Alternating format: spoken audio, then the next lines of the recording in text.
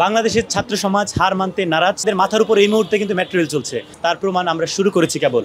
আমরা যেরকম স্বৈরাচারকে বাংলাদেশ থেকে দূর করে দিয়েছি, এরকম রাজনৈতিক বন্যা এই স্বৈরাচাররাই এখন অন্যান্য দেশে অবস্থান করছে এবং তাদের যারা হচ্ছে সহযোগী দেশ আছে, যারা এতদিন বাংলাদেশ থেকে সুবিধা নিয়েছে, বাংলাদেশকে লুটে পুটে খেয়েছে, বাংলাদেশের জনগণকে বঞ্চিত করেছে, তাদের মাধ্যমেই এখন বাংলাদেশকে বিভিন্নভাবে বাংলাদেশের মানুষকে হয়রানি ভোগান্তিতে ফেলার চেষ্টা করছে। আমরা বাংলাদেশের ছাত্র সমাজ, বাংলাদেশের শিক্ষক সমাজ থেকে শুরু করে সাধারণ জনগণ সবাই মিলেই একত্রিত হয়ে এক হয়ে এই আমাদের যে বৃহত্তর নোয়াখালী অঞ্চল এবং আশেপাশে যে সকল অঞ্চলে গেটগুলো খুলে দেওয়া হচ্ছে সেই জায়গাগুলো থেকে আমরা সর্বপ্রথম চেষ্টা করছি যেন আমরা হচ্ছে মানুষগুলোকে জানমালকে হেফাজত করতে পারি।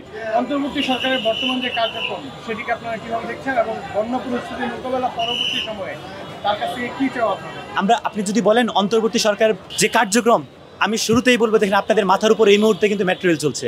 আপনারা জানতে পেরেছিলেন যখন মেট্রো রেলে হামলা করা হয়েছিল, ওই রকম স্বার্থপর স্বৈরাচাররা বলেছিল যে মাত্র এক বছর সময় লাগবে। আর আমাদের বর্তমান যে সড়ক ও সেতু বিষয়ক যে উপদেষ্টা স্যার আছেন, উনি ক্ষমতা নেওয়ার 1 মাসের মধ্যেই, 1 সপ্তাহের মধ্যে চালু করেছেন। এই দেখেন চলছে মেট্রো রেল, চলছে না? 1 বছর সময় কেন নিয়ে হয়েছিল? এই যে রূপপুরের মতো বালিশকাণ্ড আর হচ্ছে আমাদের পদ্মা সেতুর মতো যে কাণ্ডগুলো এরকম ঘটানোর জন্যই, জনগণের অর্থকে লোপাট করার জন্য 1 বছর সময় চেয়েছিল। সদিচ্ছা থাকলে 1 বছর লাগে না, 1 সপ্তাহে যথেষ্ট।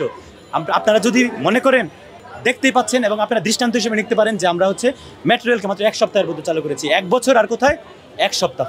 আজকে বৈষম্য বিরোধী ছাত্র আন্দোলনের পক্ষ থেকে সারা বাংলাদেশের মানুষকে নিয়ে আমরা গণত্রাণ কর্মসূচি করছি। কেন করছি? একটা মহৎ উদ্দেশ্যে।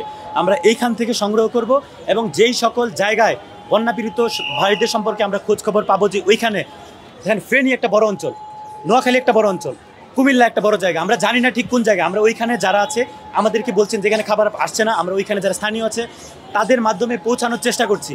যেখানে পারছি না আমরা হেলিকপ্টারের যোগে দ্রুত পাঠানোর চেষ্টা করছি। এখন কথা হচ্ছে যে যদি কেউ এরকমভাবে আমাদের উপর আক্রমণ করে, এটা আমাদের জন্য খুবই কষ্টকর হবে। আমরা তো আপনাদের জন্যই করছি।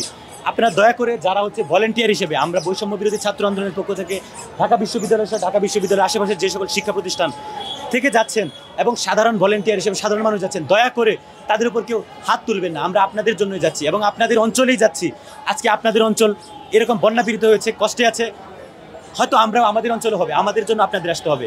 আমরা বাংলাদেশ এক সুরে একই কথা বলতে চাই। আমরা নিজেদের ধারণ করতে চাই যে বাংলাদেশের প্রত্যেকটি মানুষই আমরা একে অপরের, আমরা প্রত্যেকের বিপদে আছি এবং আমাদের আগামী দিনগুলোতে থাকতে হবে। বাংলাদেশের উপর রাজনৈতিকভাবে বিভিন্ন দেশ থেকেও চাপ আসছে, বিভিন্ন মহল থেকে চাপ আসছে, আমাদের কিন্তু সোচ্চার থাকতে হবে। প্রত্যেকটি মানুষকে, ছাত্র, শিক্ষক, সাংবাদিক এরকম এবং রাষ্ট্রের বিভিন্ন ক্ষেত্রে যারা কর্মরত সকলকে এক সুরে কথা বলতে হবে বাংলাদেশের স্বার্থে।